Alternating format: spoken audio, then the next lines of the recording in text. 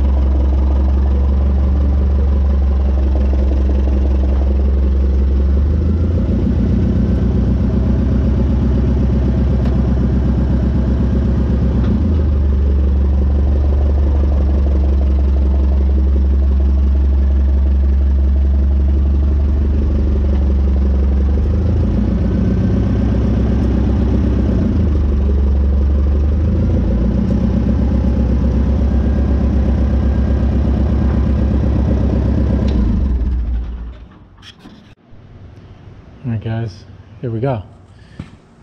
We finished this up today.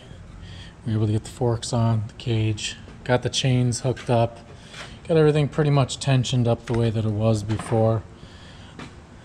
Back chains, everything's good. We don't have any leaks. We were playing with it all day, trying to get all the air worked out of the cylinder and stuff.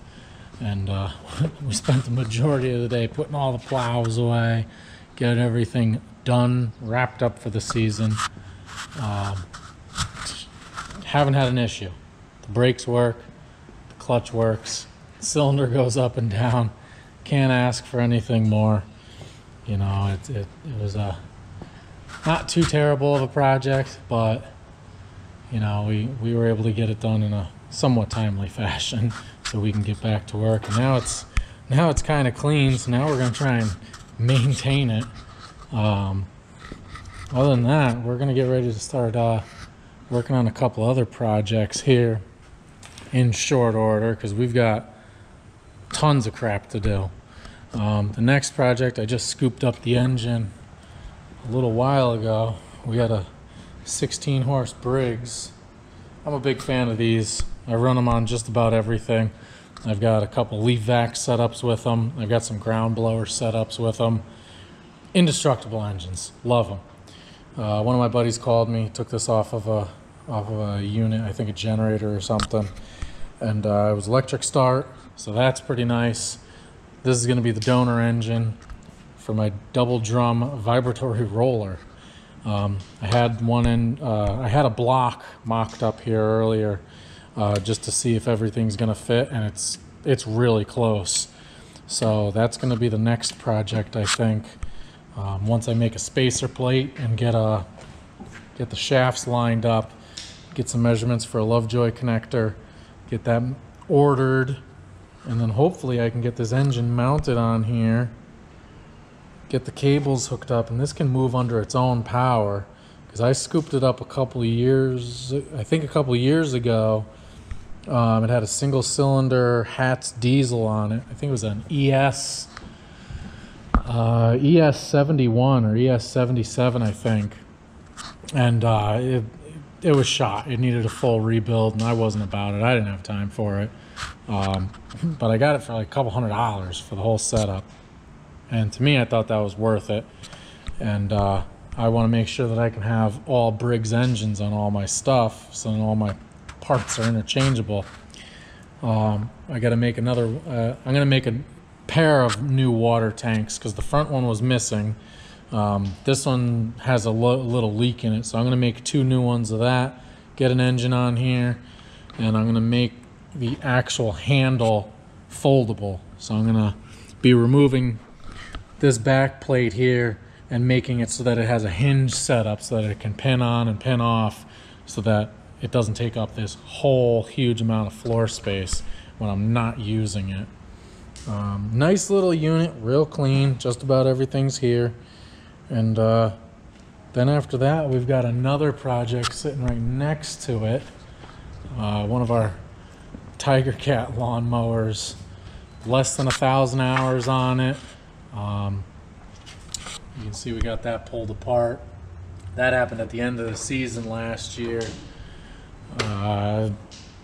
Having an oil leak, a couple of the gaskets were bad. The dealer didn't want to know anything about it. And next thing I know, one of the guys gave me a call. It died on the lawn. We had to drag it onto the trailer and bring it back. And we got some bent rods and stuff, and it makes all sorts of terrible noise. So we're gonna try and scoop up an engine for that. They seem pretty cheap. I think about $1,000 for this engine to put a brand new one on there, because it's got less than 1,000 hours on the whole machine. So I can't justify getting rid of it yet. So we're gonna get that going. Hopefully get it ready for this upcoming cutting season. And those are the projects we're gonna be working on next. Get those wrapped up. Got to get these blowers drained of gas and get those back up on the shelf, because we're done with those for this season. And yeah, that's gonna be it for these things right now. And then we'll keep you tuned for some more projects coming.